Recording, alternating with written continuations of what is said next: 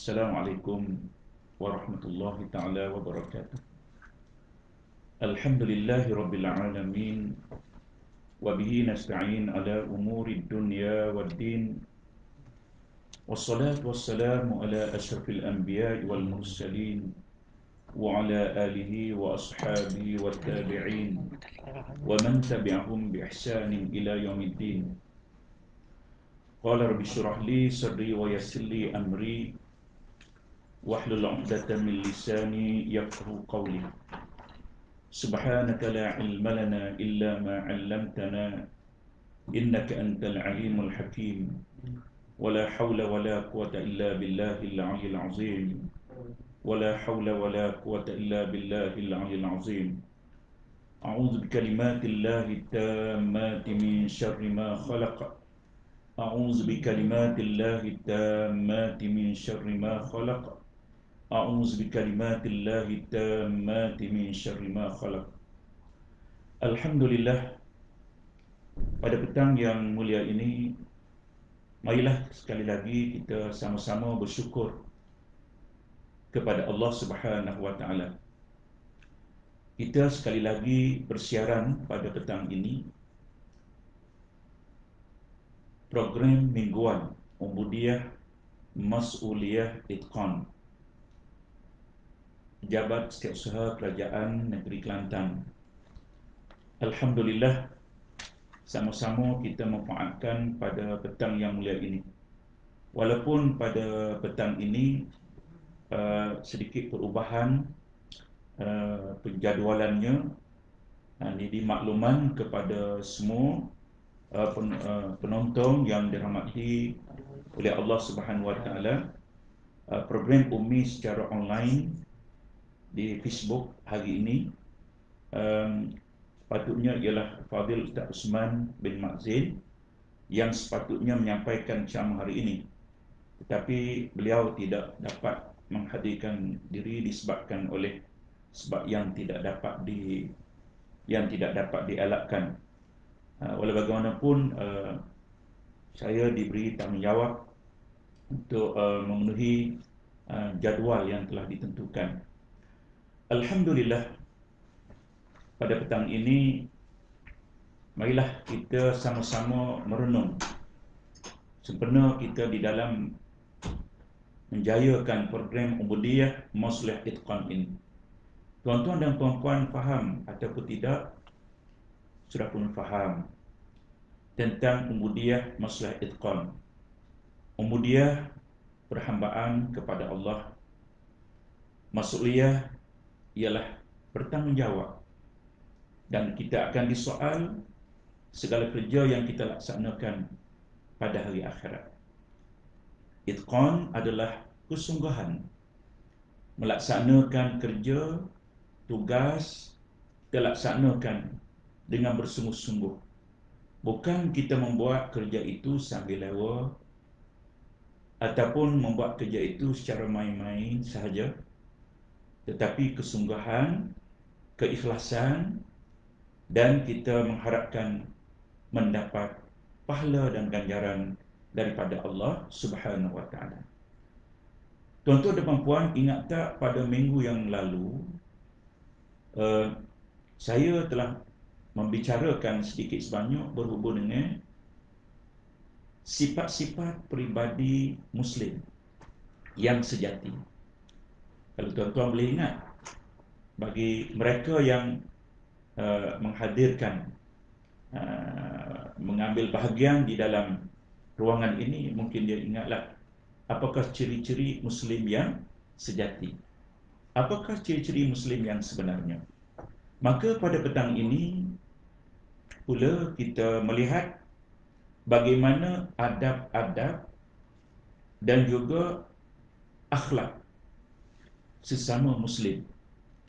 Bagaimana adab-adab dan juga akhlak sesama Muslim. Tuan-tuan dan puan-puan yang dirahmati oleh Allah Subhanahu wa taala, kita sering membicarakan tentang soal adab. Orang Kelantan ni apabila sebut soal adab, soal akhlak, yang pentingnya ialah perkataan yang sinonim yang kita faham ialah adab. Mun tak ada adab. Kita berasa dah sebut mun tak ada adab dengan orang. Rasa panas tepi telinga lah. Jadi perkataan adab ini sudah menjadi sinonim dalam kehidupan manusia. Kita dah faham dah. Apabila orang tua kita, tok nenek kita berkata mu ni tak ada adab, berasa berat kalah. Berasa berat kalah. Sebab itulah adab ini amat penting. Maka ulama menyatakan kalau sekiranya adab yang kita laksanakan ini bertepatan dengan ibadat, maka kita mendapat pahala di sisi Allah Subhanahu wa taala. Bertepatan dan bersesuaian dengan ibadah. Contoh, apa yang kita nak sebut pada hari ini, seseorang Muslim percaya bahawasanya saudaranya mempunyai hak dan ada adab yang harus dipenuhi. Indahnya kita, tuan-tuan, hidup sebagai seorang manusia. Kita hiasi diri kita dengan akhlak dan adab-adab yang perlu dicontohi oleh orang.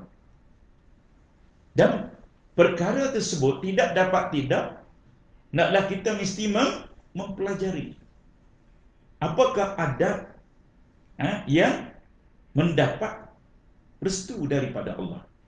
Apakah adab yang diterima oleh Allah? Apakah adab yang diberkahi oleh Allah Subhanahu wa taala? Maka comelnya, tertibnya kita hidup di dalam Islam ini. Maka ulama menyebut di dalam kitab Minhajul Muslim, Syekh Abu Bakar Al-Jazairi di dalam kitabnya menyatakan seseorang Muslim percaya bahawasanya saudaranya punya hak-hak dan juga adab-adab. Dan juga ada adab yang harus dipenuhi, yang perlu dicontohi. Maka kewajipan kita melaksanakannya di dalam diri kita. Kewajipan kita laksanakan sesama Muslim. Dan kita meyakini bahawasanya kalaulah kita laksanakan dengan keikhlasan hatinya semata-mata kerana Allah Subhanahu wa taala, kita laksanakan dengan sepenuh hatinya semata-mata kerana Allah, sudah pastilah kita mendapat ganjaran pahala daripada Allah. Kalaulah tuan-tuan nak tanya, lagu mana ustaz nak jadikan adab ini mendapat pahala? Kita pastikan adab ini bersesuaian dengan ibadah yang dianjurkan di dalam Islam, yang disuruh oleh Nabi kita Muhammad sallallahu alaihi wasallam. Maka di antara hak-hak dan adab-adab tersebut yang disebut oleh ulama ini, rahmatullah, yang menyatakan bahawasanya ialah kita mesti mengucapkan salam. Walaupun mudah untuk kita nak menyebut Assalamualaikum. Kita bimbang tuan-tuan, dunia di akhir zaman ini kadang-kadang, bukan kesemuanya tuan-tuan, kadang-kadang anak-anak muda kita sudah pun melupai bagaimana nak bertemu dengan kawan dia, bagaimana nak bertemu dengan ibu bapa dia, bagaimana nak bertemu dengan rakan dia. Sudah pun melupai tentang adab-adab yang diajar oleh Nabi kita Muhammad sallallahu alaihi wasallam. Kadang-kadang berjumpa tu, mu nak pergi mana? Kadang-kadang dengan berdehar je. Buat gabar tu. Boleh berlaku. Macam-macam cara yang kita nak buat apabila kita bertemu dengan anak kita. Kita balik daripada rumah, walaupun mudah, ustaz hari ni tajuk salamnya. Salam ni kita pernah dengar dah, tetapi amalannya macam mana? Nampak tuan-tuan dan puan-puan yang dirahmati oleh Allah Subhanahu Wa Taala. Amalannya, adakah kita sesuaikan dengan tuntutan apa yang telah diajarkan oleh Rasulullah Sallallahu Alaihi Wasallam? Kadang-kadang balik tu kita isteri kita tahu nu ayahmu balik dah pergi buka pintu jalan dah nu. Kadang-kadang pek sound daripada horn kereta, motor dan sebagainya. Hal tu sebagai mukadimah barangkali. Tetapi kita jangan melupai apa yang diajar oleh Nabi sallallahu alaihi wasallam, mengucapkan salam di saat kita bertemu. Mudah je. Dan perkara ini sering diajar oleh ibu bapa kita, guru-guru kita. Guru masuk kelas, apa yang perlu kita baca? Apabila perlu kita sebut Assalamualaikum. Dulu mungkin adalah selamat pagi cikgu, good morning cikgu. Tetapi oleh kerana adalah kesedaran-kesedaran yang membawa kepada nak mendapat suatu ibadah, mendapat ganjaran pahala, maka kita teringat apa yang disebut oleh Allah Subhanahu Wa Taala di dalam Al-Quran. Dalam surah An-Nisa, Allah menyebut dalam surah An-Nisa, Allah menyatakan, A'udzubillahi minasyaitonir rajim, wa idza khuyyitum bitahiyyatin fahayyu bi ahsana minha aw rudduha. Surah Allah.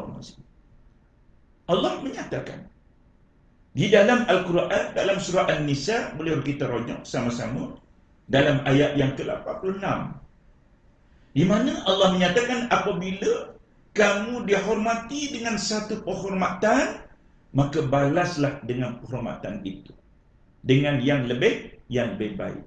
Maka balaslah dengan yang serupa itu. Itu yang disebut oleh Allah Subhanahu Wa Taala di dalam Al-Quran. Maka bagaimana adab yang disebut ialah kita mengucapkan salam kepadanya di saat kita berjumpa dan sebelum kita mengajak berbicara. Paling rumah Assalamualaikum. Hak hung kereta tu hung kereta lah. Hak motor tu hung motor lah. Tapi nak masuk tu, nak bertemu dengan keluarga, nak bertemu dengan, bersua dengan suami, bersua dengan isteri kita yang sudah lama menunggu kepulangan kita. Kita balik dengan mengungkapkan perkataan salam. Mengungkapkan perkataan salam. Assalamualaikum. Dan perkataan salam ini kita kena ada cara pula. Orang kita, orang Kelantan ni kadang-kadang dia dengar dulu. Bunyi orang salatan dia dengar dulu. Bunyi salat, Assalamualaikum. Dia kata, habis dah lah pitih aku kali ni. Dia ingat orang minta sedekah. Sebab cara beri salam tu seolah-olahnya macam lagu lain.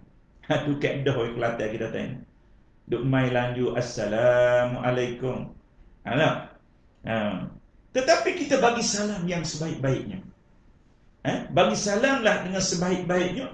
Apabila mereka memberi salam, hendaklah kita menjawab persoalan itu.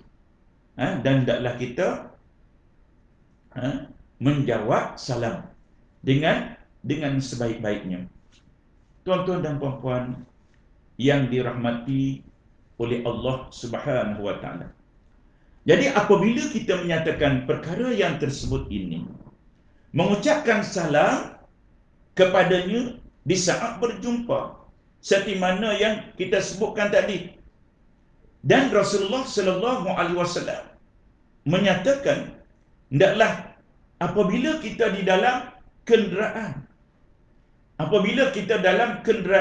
bagaimana? Mengucap salam kepada orang yang berjalan kaki. Macam mana Ustaz? Kita nak bagi salam, kita berkenderaan, kita nak masuk dia, minyak tekan, minyak perih, tak tahu ke mana dah. Itulah dia panggil adab. Kadang-kadang sekarang ini kita tengok di kampung-kampung, Masya Allah, dengan mutu wai sukunya, dengan macam-macam lagi, beli mutu comel-comel, tapi eju tu jadi kuat-kuat. Nak buat macam mana?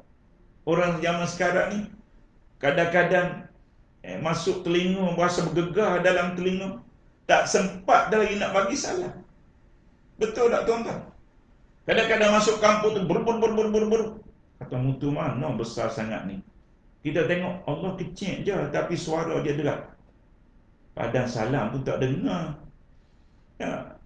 Maaflah ni, orang yang minat tu dah minat lah, nak buat tu, nak buat ni. Tetapi kita buat perkara yang mendapat kebaikan dalam hidup kita. Maknanya salam adalah benda yang amat yang baik, yang dianjurkan oleh Nabi kita Muhammad sallallahu alaihi wasallam, dan sunat kita memberi salam. Walaupun sekarang ini di dalam musim pandemik ni kita dilarang untuk bersalaman, tetapi kita ada lagi langkahnya tuan-tuan, kita amalkanlah memberi salam. Amalkanlah memberi salam.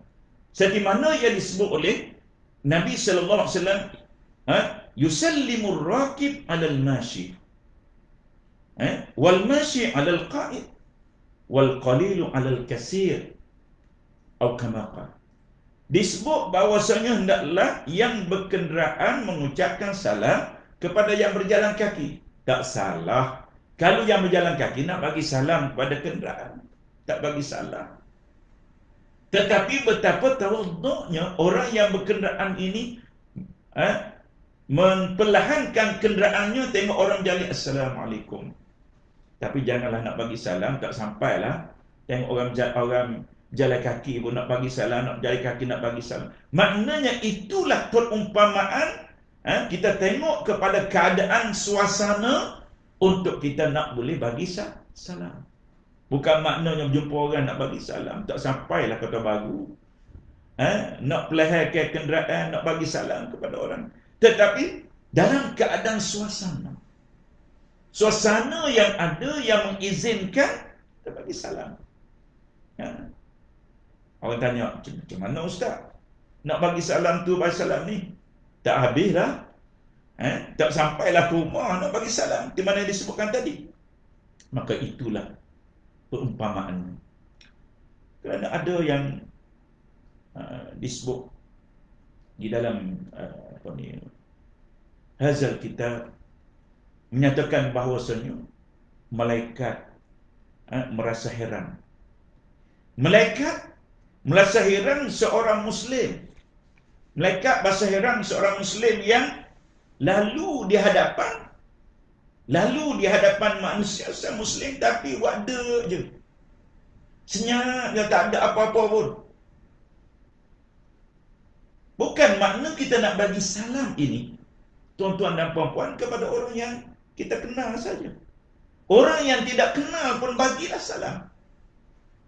Orang yang tidak kenal pun bagilah salam kepada mereka, kerana kita meyakini mereka ini di kalangan orang-orang yang patut untuk kita nak memberi salam.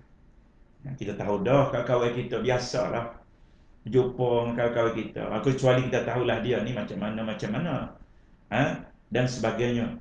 Tapi di kalangan orang-orang beriman, di kalangan orang Muslim, bagaimana malaikat melihat, dia merasa heran, kenapa orang ni mulut ada senyap, tak kata apa pun, masuk pejabat pun senyap, di awal pagi jumpa pun masuk keren jalan, berjumpa nak tepuh bau. Tapi sekarang ni dah kena jarak sikit dah, nak keluar mulut beri salam, nak buat pahala ni, Allah amat berat. Saya tak kata kepada semua yang tak beri salam rugi, tuan-tuan. Yang tak beri salam ni adalah satu benda yang amat rugi, yang diajar oleh Nabi kita Muhammad sallallahu alaihi wasallam. Seperti mana yang dikatakan tadi, innal malaikata ajaba minal muslim yamurru 'alal muslim wala yusallimu alaih. Sesungguhnya malaikat merasa heran terhadap seorang muslim yang lalu di hadapan sesama muslim tetapi tidak mengucapkan salam. Tuan-tuan, saya memberi nasihat kepada diri saya sendiri dan juga kepada tuan-tuan sekalian. Kita mesti ada sifat pemurah. Kerana Allah itu amat pemurah dengan hamba-Nya. Wa in ta'uddu ni'matallah la tuhsuha. Sekiranya kita nak bilang nikmat yang dikurniakan oleh Allah Subhanahu wa taala, tidak terbilang, tuan-tuan. Allah bagi nikmat, cuma Allah nak lihat setara mana kita laksanakan amalan-amalan yang terbaik. Maka apabila kita lihat nak laksanakan amalan yang terbaik, hendaklah kita menggunakan peluang yang ada, walaupun sekecil-kecil sebesar zarah. Anak cucu kuman sekali mana pun, kuman walaupun kecil sebesar zarah disebut, kita ambillah peluang untuk membuat kebajikan. Kita ambil peluang untuk mendapat sebanyak-banyak pahala yang dijanjikan oleh Allah Subhanahu wa taala. Maka mereka kata, pelik orang ni, tak ada kata apa-apa pun. Dan sedangkan kita diberi jaminan supaya kita apabila melaksanakan amal kebajikan, tetap kita mendapatkan ganjaran. Tetap kita mendapat rahmat. Tetap kita mendapat keampunan daripada Allah Subhanahu wa taala. Fastabiqul khairat. Allah menyebut fastabiqul khairat. Hendaklah kamu segera bangkitkanlah diri kamu untuk melaksanakan amal-amal kebajikan. Dan hendaklah engkau ucapkan salam.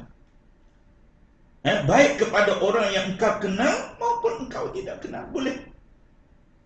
Ustaz, boleh tak kita nak bagi salam kepada orang yang tak kenal?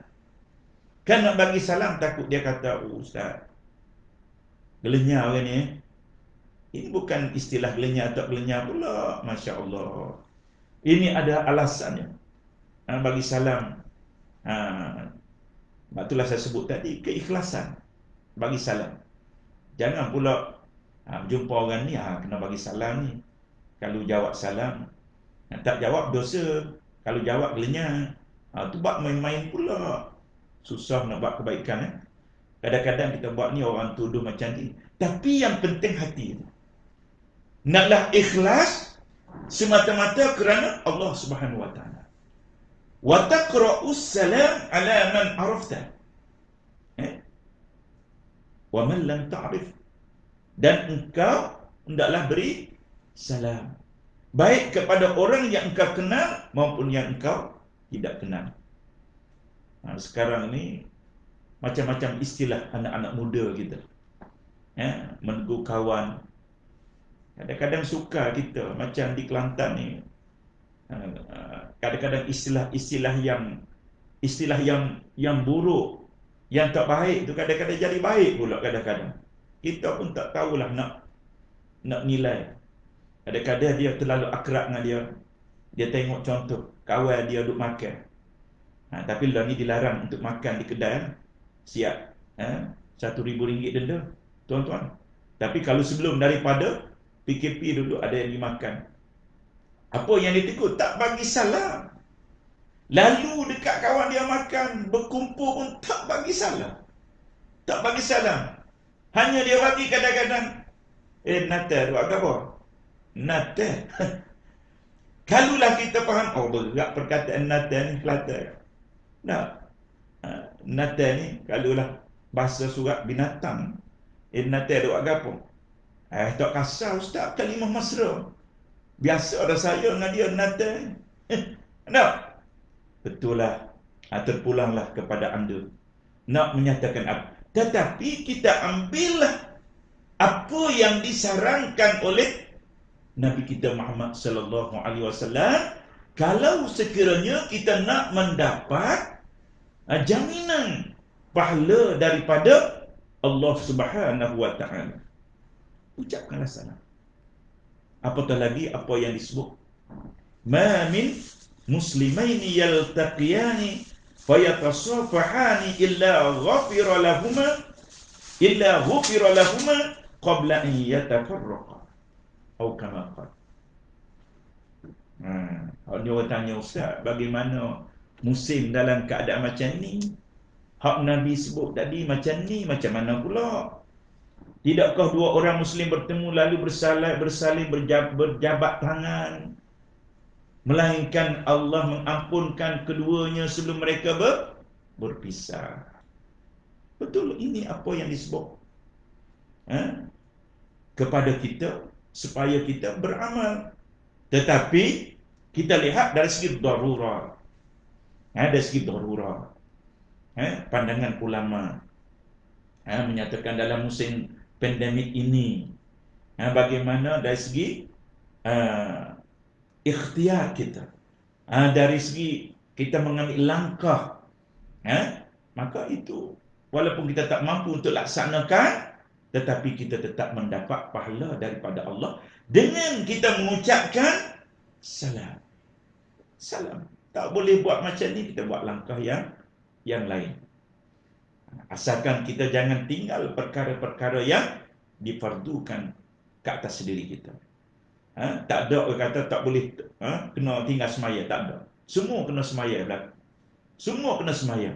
Tetapi dalam kaedah-kaedah yang tertentu untuk menjaga dalam perkara-perkara yang menyebabkan musibat ini, hendaklah kita patuh kepada peraturan, patuh kepada langkah-langkah ini sebagai usaha.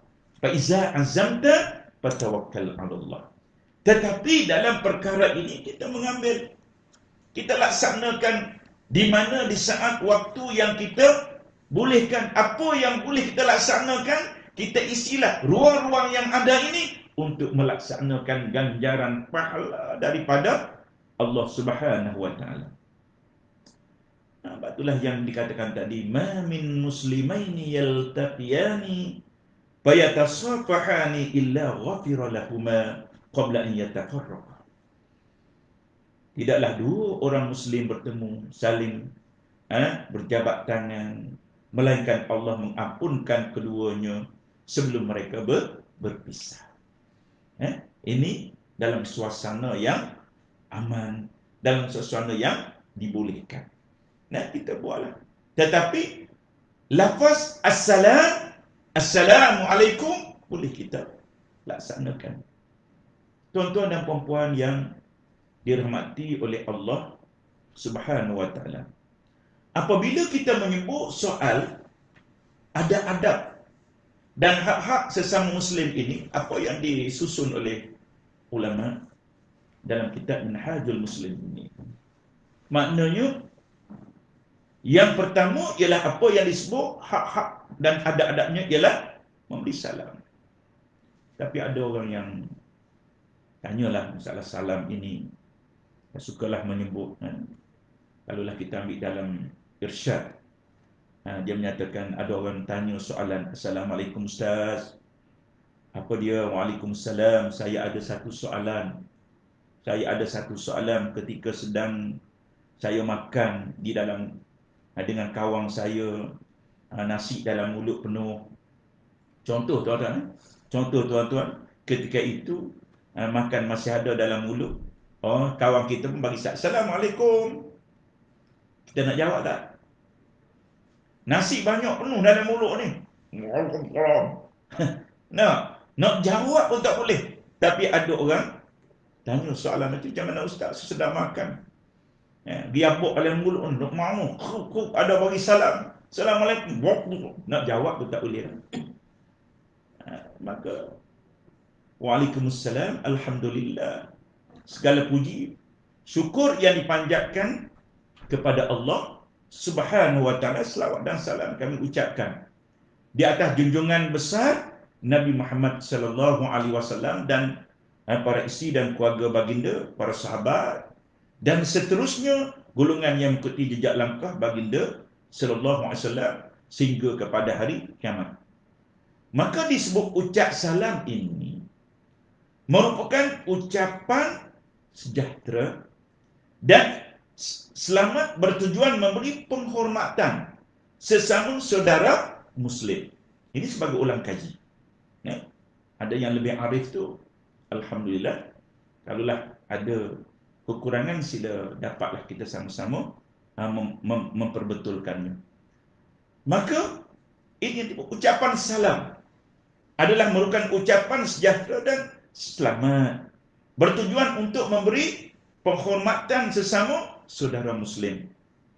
Kebiasaan lafaz yang digunakan seperti Assalamualaikum. Di mana firman Allah Subhanahu wa taala tadi, wa idza huyitum bi tahiyyatin fahayyu bi ahsana minha aw rudduha innallaha kana ala kulli syai'in hasiba. Dan apabila kamu diberikan penghormatan dengan suatu ucapan hormat, memberi salam, maka balaslah penghormatan itu dengan yang lebih baik. Balas penghormatan itu dengan yang lebih baik daripadanya, atau balaslah dengan cara yang sama. Sesungguhnya Allah SWT sentiasa menghitung tiap-tiap sesuatu tadi. Allah melihat, Allah menghitung amalan-amalan kebaikan kita. Baik. Di dalam mentafsirkan ayat ini, seorang ulama menyatakan di dalam kitabnya, dia menyatakan bahawasanya ucapan salam bukan lafaz yang diucapkan dan dijawab oleh seseorang untuk memuliakan. Dan salam ini dijawab untuk mendoakan kebaikannya. Ini indahnya tuan-tuan. Kalaulah kita tanya apa tujuan salam, tak boleh tak sebut good morning? Tak boleh tak sebut good evening, good night? Tak apa, boleh sebutlah, tak apa. Nak kebaikan. Tetapi salam ini, ulama kata doa. Salam ini adalah merupakan mendoakan kebaikannya. Ini kita boleh lihat dalam tafsir. Salam ini ialah mendoakan kebaikan. Maknanya kita hidup di dalam Islam, kita hidup dalam Islam ini, kita mendoakan, sering mendoakan Assalamualaikum, Waalaikumsalam, Assalamualaikum, Waalaikumsalam. Tak payah keluar modal pun untuk menyatakan Assalamualaikum ni. Pada asal hukum memberi salam ini adalah disunatkan. Jangan balas pula. Ni tak bagi salam masuk jabat tadi, bawa masuk dalam jabat, duduk luar-luar. Tak usahlah berkelahi, balok, dan sebagainya tuan-tuan. Kerana ianya adalah benda yang disunatkan. Apabila kita laksanakan benda yang disunat ni, kita mendapat pahala. Mudah ya.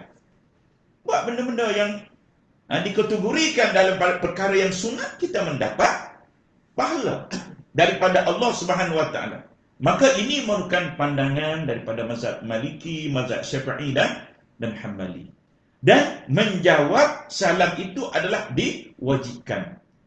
Menjawab salam itu adalah diwajibkan sekiranya diberi salam itu kepada yang dikatakan, dan menjawab salam adalah diwajibkan, dan sekiranya diberi salam itu kepada sekumpulan manusia, maka hukumnya fardu kifayah. Maknanya, kalaulah kawan kita dah bagi salam dah, kawan kita bagi salam dan dia jawab Waalaikumsalam, kita berada dalam kelompok itu, maka memadailah dengan seorang daripadanya. Selain itu, Imam Nawawi rahimahullah menyatakan di dalam kitabnya, hukum memulakan salam itu adalah sunat muakkad. Jangan main. Sunat je, tapi sunat muakkad. Sunat yang amat-amat digalakkan. Sunat muakkad. Maknanya Allah. Seolah begitulah. Allah.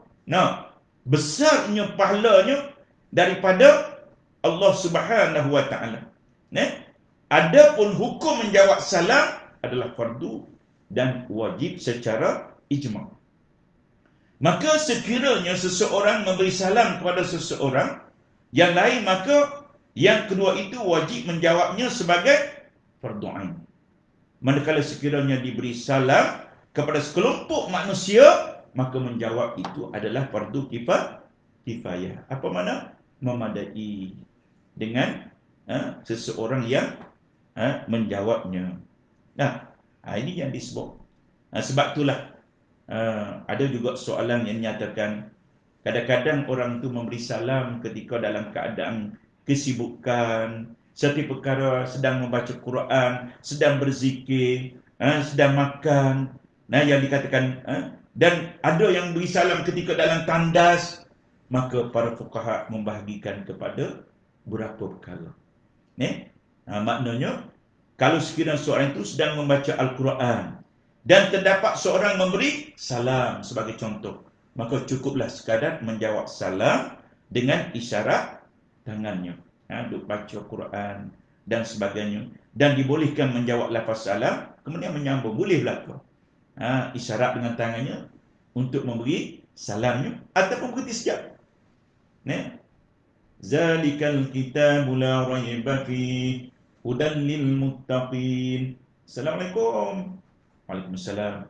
Kemudian boleh kita sambung balik. Kemudian boleh menyambung semula dengan bacaan isti'azah dan melanjutkan bacaan Al-Quran tadi. Ataupun sama ada kita memberi syarat. Dan tidak dibenarkan memberi salam kepada orang yang sedang makan menjamu selewat. Tengoklah keadaannya nak bagi salam pun. Sedang makan laksa ni penuh. Ada kadang ada janggut ni duduk tengah mamun bagi salam, nak jawab macam mana? Jawab salam tu habis terombok, habis laksa ni jatuh balik dari pinggan. Maknanya disebut. Maknanya kita tengoklah nak bagi salam pun bukan nak bagi salam ikut keadaan. Lantak pergi salam tak kira apa.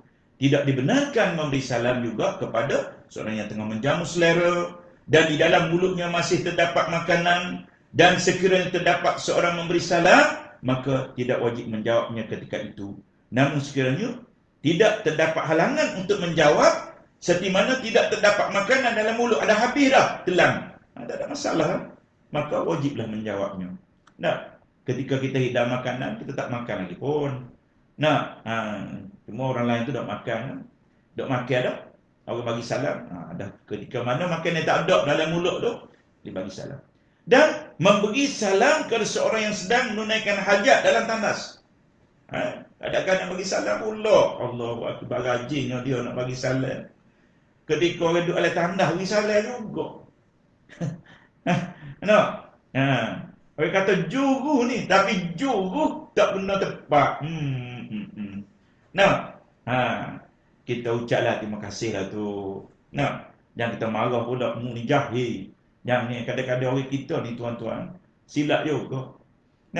Contohnya kadang-kadang anak-anak muda kita, saya rajin sebut ni, tak pernah jijak masjid. Hari tu pergi jijak masjid, kononnya nak belajar solat. Marilah seorang kata, muka ni tak lagi tengok mari masjid. Muka mu ni mari masjid, tak arak. Sudah dah lah. Sudah dah lah. Jadi apa yang kita sebut di situ bahawasanya kita telah melakukan perkara-perkara yang tidak baik. Perkara yang tidak baik. Sepatutnya kita kata Allah petuahnya adik ni. Alhamdulillah lah. Sampai juga rupanya. Kadang-kadang dia kata, pelik kat aku pula. Paling tidak kita terima kasih. Jangan pula ketika lepas solat, lama tak nampak. Hari ni baru jejak. Sudah pula. Ni maksudnya uslub berdakwah. Kita kena jaga tuan-tuan. Uslub berdakwah ni kita kena jaga. Yang terbaik, patut kita puji. Anak-anak kita datang ke masjid. Anak-anak kita datang ke masjid, alhamdulillah. Tak sayang nak bagi, alhamdulillah, adik-adik ni coklat ni. Kerana abang amat sukalah datang ke masjid ni. Mari solat. Tapi musim ni kena SOP lah, jangan ramai-ramai. Budak-budak dilarang dan sebagainya. Tetapi dalam waktu yang biasa. Jadi disebut, maknanya kita meraihkan. Kita meraihkan. Sebab itulah kita mesti dapat membezakan. Ada pun nak bagi salam di dalam tandas ni, sudahlah. Memberi salam kepada seseorang yang sedang menunaikan hajat dalam tandas dan seseorang yang sedang tidur, maka hukumnya adalah makruh. Serta tidak diwajibkan menjawabnya. Macam contoh, seseorang itu sedang membuang air. Seseorang itu sedang membuang air ataupun duduk dalam bilik dengan isteri dia, macam-macam. Kita pun duduk dia di rumah, menjadi tamu kau. Assalamualaikum. Ni Assalamualaikum ni benda lain tu. Jadi tidak boleh. Maknanya kita tengok keadaan sedang membuang air dalam tandas dan sebagainya, maka makruh memberi salam ke atasnya dan tidak perlu menjawab. Begitu juga seorang yang tidur, seorang yang solat, seorang yang mengantuk. Dan solat ni ada ulama banyak pandangan yang menyatakan, ada yang menyatakan boleh kita jawab selepas solat. Boleh kita jawab tapi selepas solat. Assalamualaikum warahmatullahi. Assalamualaikum warahmatullahi. Kita tengok dia ni ada lagi. Kita tengok dia ni ada lagi. Waalaikumsalam. Kalau orang tak ada rasa jawab lah. Hak mana kecek sore ni. Hak mari mana ni jawab salah sore ni. No. Orang lari pula kan. Jadi itulah yang disebutnya. Maknanya kita lihatlah. Sebabnya salam ini adalah memberi kesan dalam hidup kita. Perbanyakkanlah salam. Nak balik rumah nak beri salam, tiap-tiap hari dah bagi salam ke anak. Bagilah salam ke kawan-kawan saja. Itu pandangan yang tidak betul. Walaupun keluarga, walaupun anak. Anak nak pergi sekolah, kita nak berpisah, nak bagi pejabat. Assalamualaikum, dek. Adik jawab, Waalaikumsalam. Adik pula perlu doa kepada ayah dia. Kerana salam ini adalah doa. Di mana yang disebutkan tadi. Maka perbanyakkanlah kita beri salam. Tak salah. Pagi bagi salam, jumpa petang pula Assalamualaikum.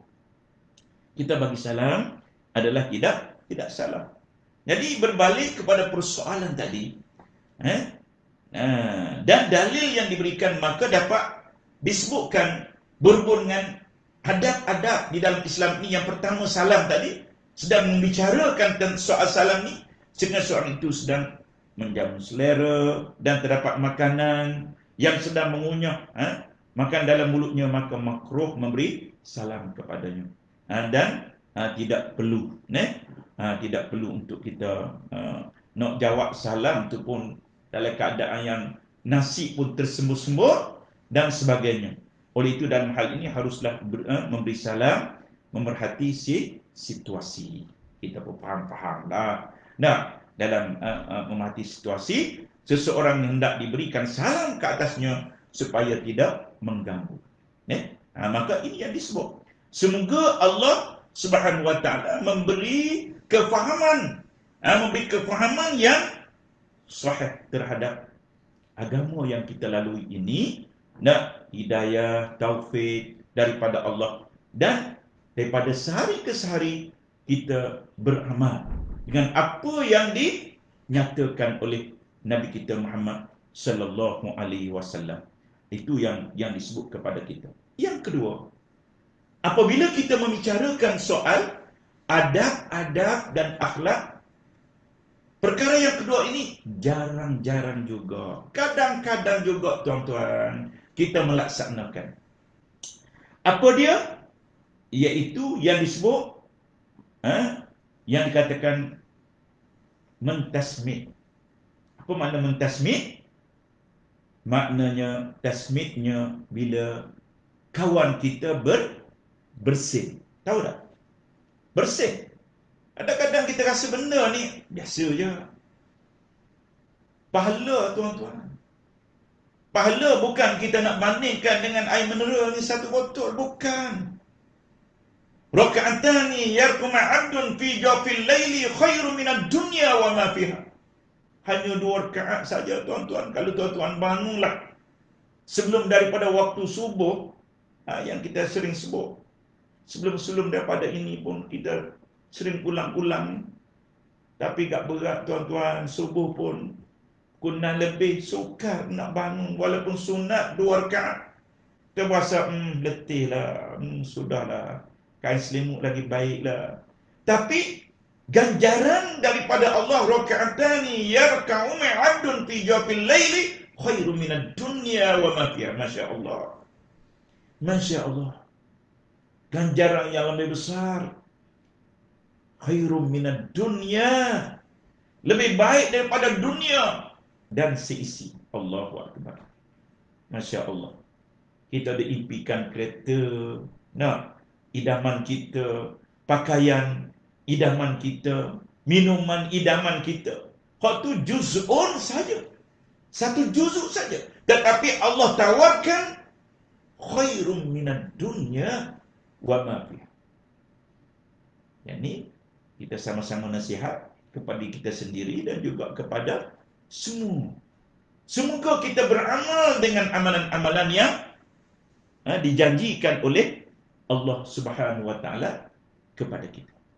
Jadi perkara yang kedua tadi ialah mentasmin. Bila ia bersin, iaitu mengucapkan yarhamukallah. Ustaz, benda ni saya dah faham dah, saya dah dengar dah. Tapi yang pentingnya ialah adakah kita beramal? Ini adab. Cuma saya nak sebutlah soal bersin. Kadang-kadang kita rasa tak selesa, terutama sekali dalam musim begini. Kita mesti menjaga adab-adab kita bersin dan sebagainya. Janganlah kita nak bersin ni macam-macam, kita kau dekat pula. Wak gurau senda gising atas muka kawan dia.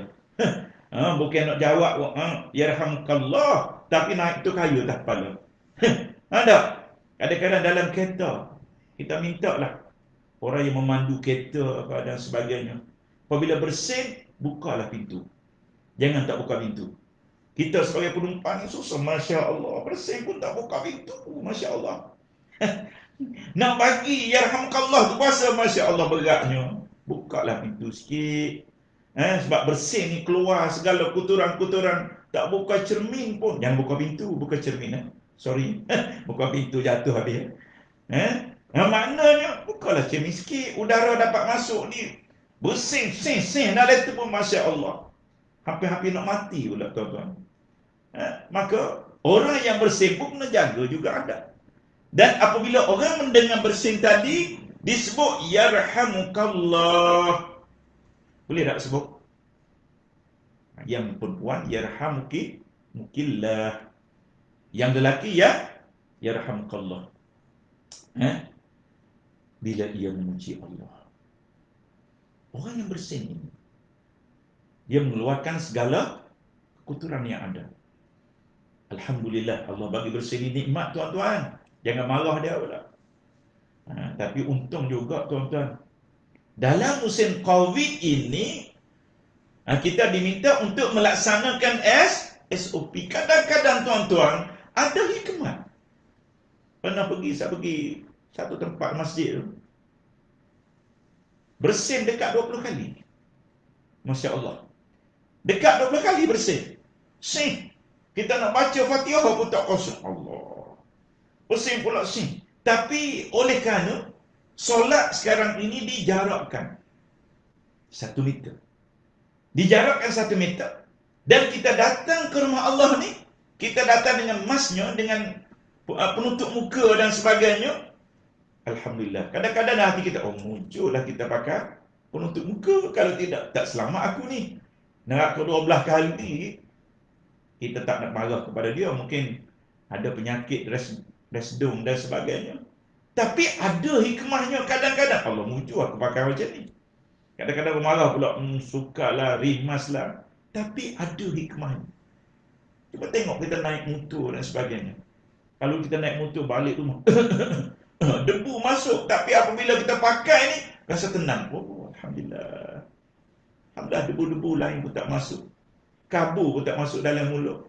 Katu pun tak masuk ni. Masuk katu celah-celah ni. Celah janggut, celah apa.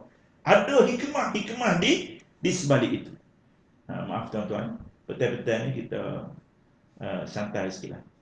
Jadi disebut bahawasanya kita boleh sebut yarhamkallah. Orang yang bersin dengan yang Allah dan Allah, dia kata syukurnya. Apa makna tuan-tuan yang yarhamkallah ini? Apa makna? Yarhamkallah ataupun kalau yang perempuan yarhamkillah, maknanya kita juga mendoakan kepada kawan kita, pasangan kita yang kita mendengar dia bersin tadi dengan doa semoga Allah merahmati kamu. Semoga Allah merahmati kamu. Penting tak tuan-tuan? Penting. Sebab itu dalam Islam, doa-mendoa di antara satu sama lain adalah amat-amat penting dan amat-amat mendapat manfaat. Kita biasakan kita mendoa. Ustaz tak boleh nak baca doa, tak ingat jamai-jamai tua. Kita dah nak pencin ni pun tak ingat dah nak apa-apa. Kita bacalah dengan bahasa yang kita faham. Asalah. Hari ini ya Allah, lepas waktu subuh tadi kita berdoa, ya Allah, masukkanlah imanku, iman keluargaku, anakku, isteriku, supaya mereka berkelakuan baik ya Allah, berakhlak yang mulia ya Allah, akhlak yang diridai oleh Allah. Bukan tak boleh nak sebut macam tu pun tak boleh. Tapi sebut ya Allah, ya Allah, datangkan rezeki ya Allah, jadikanlah muda tak tua-tua ya Allah. Hak tu boleh pula. Kalaulah boleh kita sebut dengan doa-doa yang diajar, doa maksud yang diajar, bacalah. Rabbana hab lana min azwajina wa zurriyyatina qurrata a'yun waj'alna lil muttaqina imama. Boleh juga. Kita nak doa dengan doa-doa yang baik. Dan hikmah di sebalik adab-adab dan akhlak seorang muslim ini, perkara yang kedua itu ialah mentasmi ataupun menjawab dengan yarhamkallah kepada orang yang bersin tadi.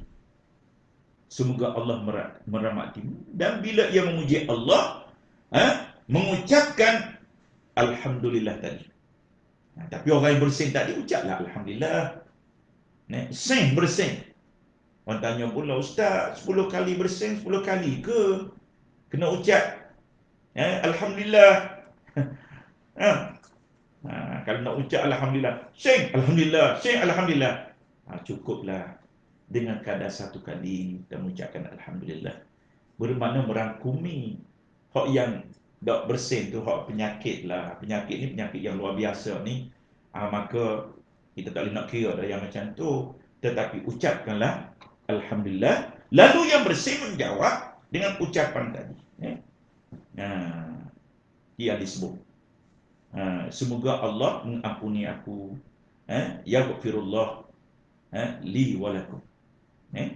Kita dengar pula, kita menjawab, ya, semoga Allah mengampunkan aku dan mengampunkan kamu. Allah comelnya. Kalaulah kita perhati kepada adab bersin, cukup dah untuk kita nak menjadi manusia yang bantu-membantu, tolong-menolong di antara satu sama lain. Tak ada orang ni nak harta, nak pungut untuk diri saja, kepentingan diri. Kalaulah kita lihat kepada hikmah di dalam bersin ini, kita menyatakan alhamdulillah, kawan kita pula menyatakan yarhamkallah, doa syukur kepada Allah. Maka kita mendengar pula, kita menjawab pula, semoga Allah mengampunkan dosaku dan dosa kamu ya Allah. Saling membantu di antara satu sama lain. Bukan kita nak benci-membenci. Kadang-kadang orang suka sangat makan. Bekerja ni suka nak makan. Tapi musim lah ni nak cari makanan di kedai tak boleh lah, pasal kita kena taat kepada SOP yang telah dikariskan. Itu adalah ujian bagi kita, tuan-tuan. Bagaimana kita tengok di Palestin, bagaimana kita tengok di Syria. Nak makan pun tak boleh, nak berlindung pun tak boleh. Pakaian pun tak ada. Tiap-tiap hari kutip batu, kutip besi. Debu-debu besi terpaksa makan. Kita ni alhamdulillah, janganlah kita berputus asa dengan nak makan di kedai pun tak boleh. Ini Allah Taala uji kita sekarang dalam keadaan diuji oleh Allah. Orang lain teruk lagi diuji oleh Allah Subhanahu Wa Taala. Tak boleh makan, berlindung hujan, rumah pun tak ada, ranap, runtuh, dibom dan sebagainya. Alhamdulillah, kita syukur kepada Allah. Pergi beli kedai buku balik rumah makan, tak ada masalah. Kita masih lagi dalam keadaan yang diradai oleh Allah. Suasananya tenang, aman dan sebagainya. Kita masih lagi dapat mengucapkan syukur terhadap nikmat yang dikurniakan oleh Allah Subhanahu Wa Taala kepada kita. Sebab itulah tuan-tuan dan puan-puan yang dirahmati oleh Allah Subhanahu Wa Taala. Maka apa yang saya sebutkan tadi, perkara yang pertama ialah memberi salam. Menjawab salam menjadi amalan dalam diri kita, kerana ianya adalah merupakan doa yang mustajab. Kemudian yang kedua ialah mentasmi. Maknanya menjawab apabila orang yang bersin tadi.